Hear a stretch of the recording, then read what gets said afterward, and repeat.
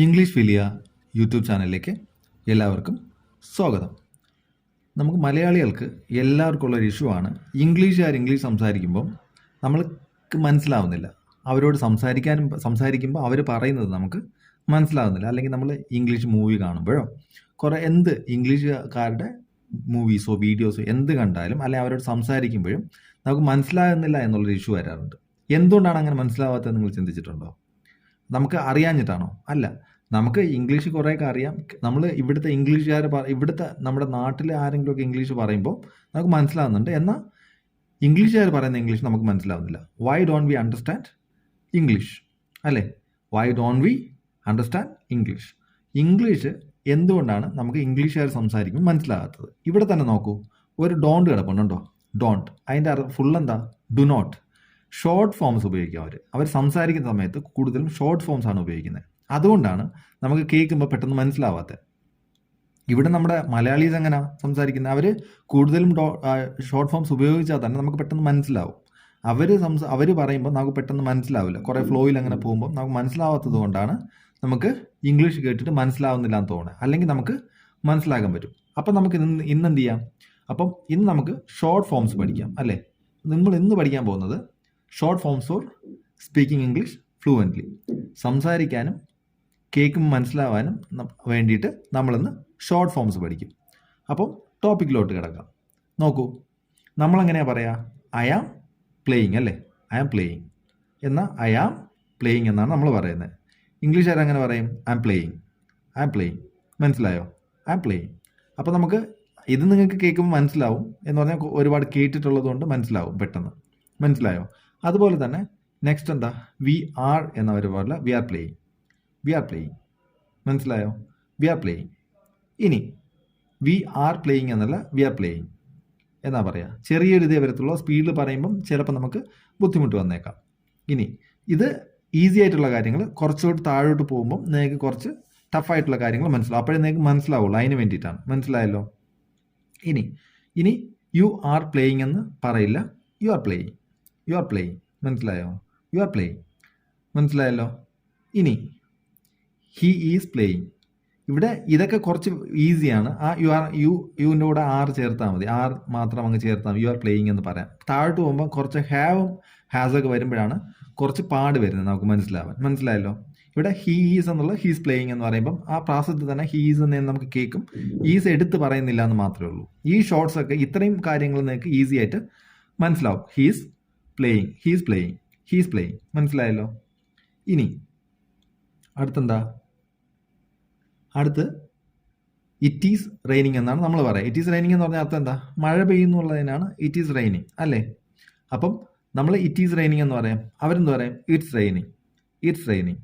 മനസ്സിലായി? It's raining. നിങ്ങൾ എന്ത് ചെയ്യണം? നിങ്ങൾ എൻ്റെ കൂടെ പറയണം, എന്നാലേ നിങ്ങൾക്ക് ഇത് പറ്റുള്ളൂ. ഇത് ഒരു വട്ടമല്ല, ഒരു ഇത് കേട്ടിട്ട് പോസ് ചെയ്തിട്ട് നിങ്ങൾ പറഞ്ഞ് തന്നെ പഠിക്കണം. എന്നാലേ ഇറ്റ്സ് റെയിനിങ് എന്നാൽ മാത്രമേ നമുക്ക് വരുള്ളൂ. നമ്മളെന്താ പറയുക? ഇറ്റ് ഈസ് റെയിനിങ് എന്ന് പറയും. പക്ഷേ ഇറ്റ്സ് റെയിനിങ്. കണ്ടോ? ഇറ്റ്സ് റെയിനിങ് എന്ന് പറയുമ്പോൾ നമുക്ക് ഫുള്ള് കിട്ടില്ല. അവരെന്താ പറഞ്ഞത് നമുക്ക് മനസ്സിലാവില്ല ഇങ്ങനത്തെ വേർഡ്സ് വരുമ്പോൾ.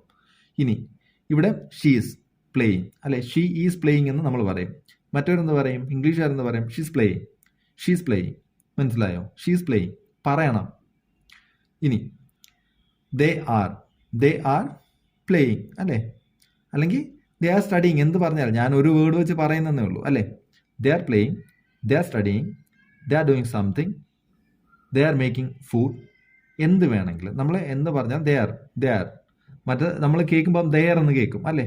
ദേ ആർ എന്ന് പറയുമ്പം ദെയർ എന്ന് കേൾക്കും. ഇവിടെ ദേ ആർ എന്ന് നമ്മൾ പറയും. അതുകൊണ്ടാണ് നമുക്ക് കൺഫ്യൂഷൻ വരാൻ ചാൻസ് ഉള്ളത്. ഇത് നിങ്ങൾ ശരിക്കൊന്ന് സൂക്ഷിച്ച് ഓർത്ത് വെച്ചോണം. ഇനി ഇവിടെയാണ് മെയിൻ പ്രോബ്ലം വരുന്നത്.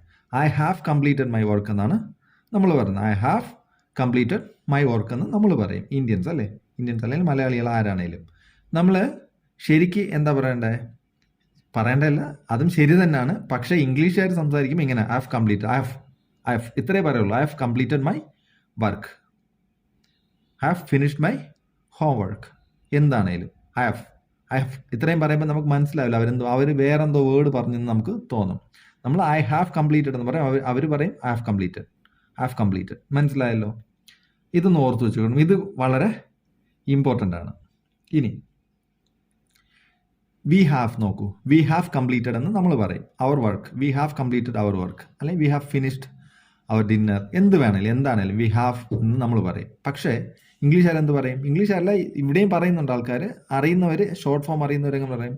V have completed our work, we have completed our dinner, we have finished our dinner, എന്ത് വേണമെങ്കിലും നമുക്ക് പറയാം. We have completed. മനസ്സിലായല്ലോ?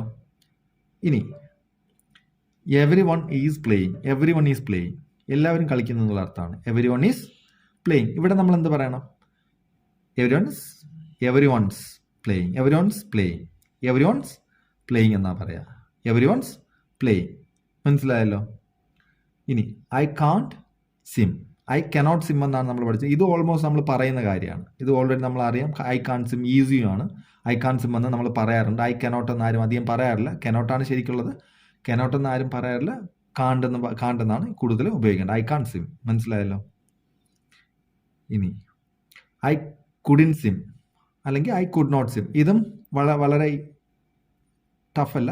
ഇത് ഓൾറെഡി നമ്മൾ പറയുന്ന കാര്യമാണ്. എന്നാൽ അറിയാത്ത ഉള്ളവർ കേട്ടുള്ളൂ. ഐ കുഡിൻ സിം എന്നാണ് പറയുന്നത്. I couldn't swim. ഇനി ഞാൻ ഇങ്ങനെ എടുത്തെടുത്ത് പറയണ്ടല്ലോ, നിങ്ങളിത് ഓർത്താൽ മതി. ഇനി I did not do that എന്ന് നമ്മൾ പറയും അല്ലേ? I didn't do that.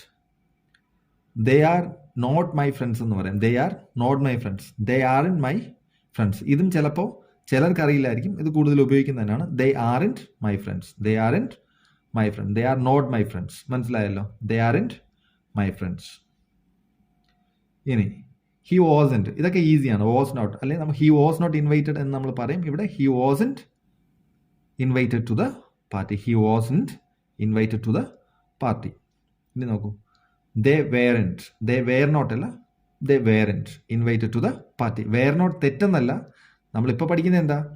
English വേറെ ആരെങ്കിലും പറയുമ്പോൾ നമുക്ക് മനസ്സിലാകാത്തതിൻ്റെ റീസൺ ആണ്. എന്തുകൊണ്ടാണ് മനസ്സിലാവാത്തത്? അവർ ഷോർട്ട് ഫോംസ് പറയുമ്പോൾ നമുക്ക് അറിയത്തില്ല, നമ്മൾ പഠിച്ചിട്ടില്ലെങ്കിൽ നമുക്ക് അറിയത്തില്ലായിരിക്കും. അപ്പം ദേ weren't invited to the party. മനസ്സിലായല്ലോ? ഇനിയോ വി ഹാവൻറ്റ്. ഇവിടെ വി ഹാവ് എന്ന് പറഞ്ഞ പോലെയല്ല, വി ഹാവൻറ്റ് എന്നേ പറയാൻ പറ്റുള്ളൂ. ഹാവ് നോട്ട് വരുമ്പം എടുത്ത് തന്നെ പറയണം ഹാവൻറ്റ്. ഹാവ് നോട്ട് അല്ല, haven't. We haven't completed the task. I shall not. ഇത് നോക്കൂ, ഷാൻഡ് എന്നാണ് പറയുക. ഐ ഷാൻഡ് അക്സെപ്റ്റഡ് അല്ല, accept the defeat. I shan't accept the defeat. ഇവിടെ നോക്കൂ, ഷാൽ നോട്ട് നമ്മൾ ഷാൻഡ് എന്നാണ് പറയുന്നത്. അപ്പോൾ ഷാൻഡ് എന്ന് പറയുമ്പോൾ നമ്മൾ എന്ത് പറയും? വേറെ എന്തെങ്കിലും ഒരു വേർഡാണെന്ന് നമ്മൾ ഓർക്കും. നമുക്ക് അറിയത്തില്ലായിരിക്കും. ഷാൻഡ്, ഐ ഷാൻഡ്. മനസ്സിലായല്ലോ? Shouldn't no, should not, shouldn't. We shouldn't waste water, we shouldn't waste water. ഇനി I wouldn't, would not, wouldn't